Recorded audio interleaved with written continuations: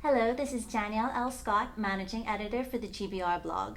Today we have Matthew May, author of the recently released book, In Pursuit of Elegance, Why the Best Ideas Have Something Missing, which debuted at #1 on 800ceoread.com and #2 in the Creativity and Genius category of Amazon.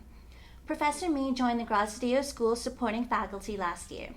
He was a consultant to the University of Toyota, and he is also the author of the critically acclaimed The Elegant Solution, which won the Shingo Research Prize for Excellence.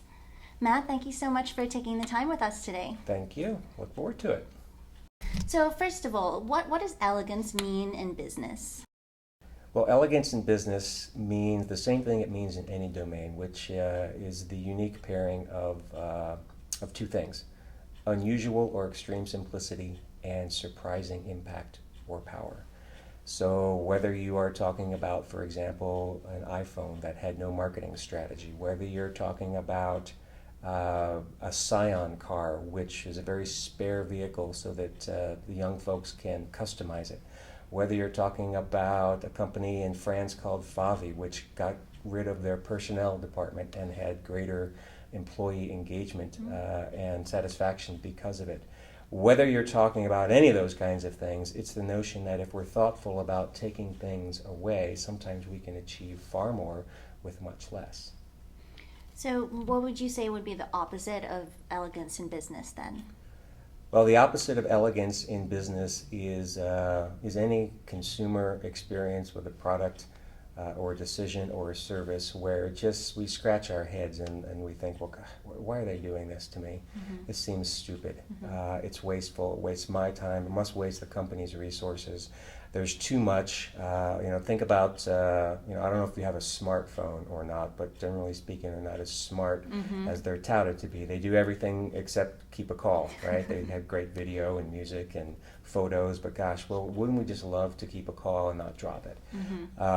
So inelegance is too much of something and reduces the impact and value to a customer because of it. Overly and unnecessarily complicated. Yeah, absolutely. Yeah, too much complexity, overloaded with features and benefits, too much feature creep, don't know what to do with it, just seems to be inelegant. So can you explain the 4 key elements of elegance? Sure. I actually started my search for elegance many years ago, and I sort of traipsed across the planet looking for a framework, and I finally found it. Professor Donald Knuth of Stanford offered a definition. He's the father of computer science, offered a pretty simple framework, and he said that something's elegant, and he was talking about computer code, if it is symmetrical, spare, pleasingly memorable, with the ease and immortal ring of an E equals mc squared. So I massaged those a bit, and I came up with 4 elements: symmetry, subtraction, seduction, and sustainability. And symmetry is the beauty of patterns. Designers clue into symmetry or the lack of symmetry when they're designing products and services. Seduction is the notion, if symmetry is in play, you don't have to give complete information.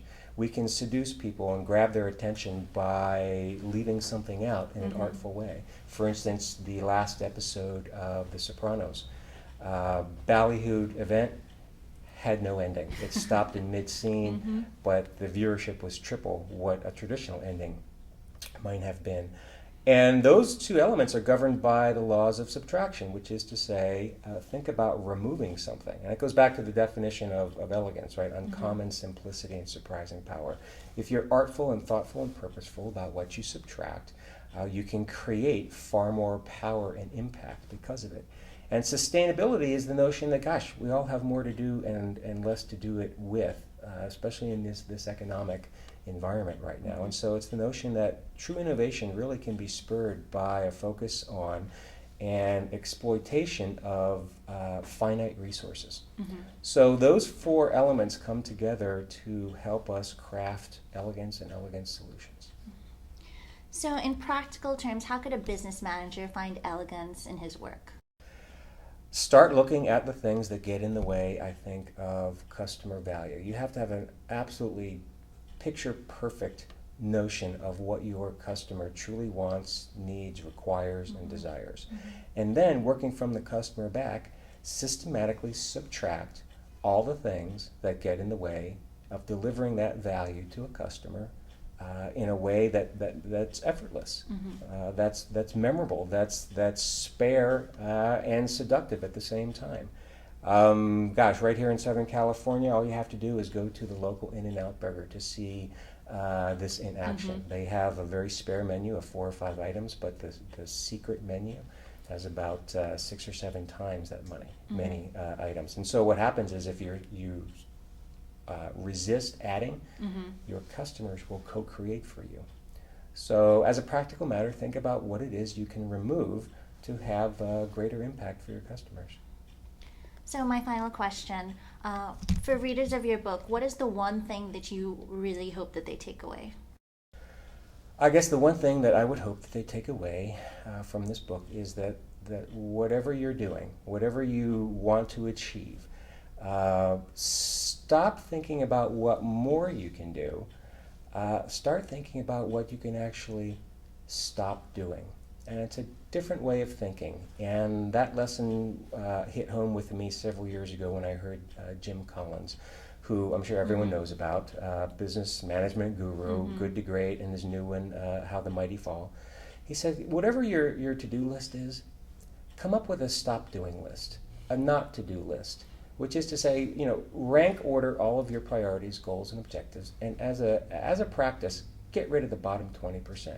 As a ritual even, and forget about them forever. So the takeaway is not so much what are you doing to achieve elegance, what are you not doing that will help you achieve elegance. Well, I think I like that one. That was my last question. Okay. Matt, thank you so much for spending time with us today, and best of luck on your book. Thank you. This is Danielle for the GBR blog. Find us online at gbr.pepperdine.edu/blog.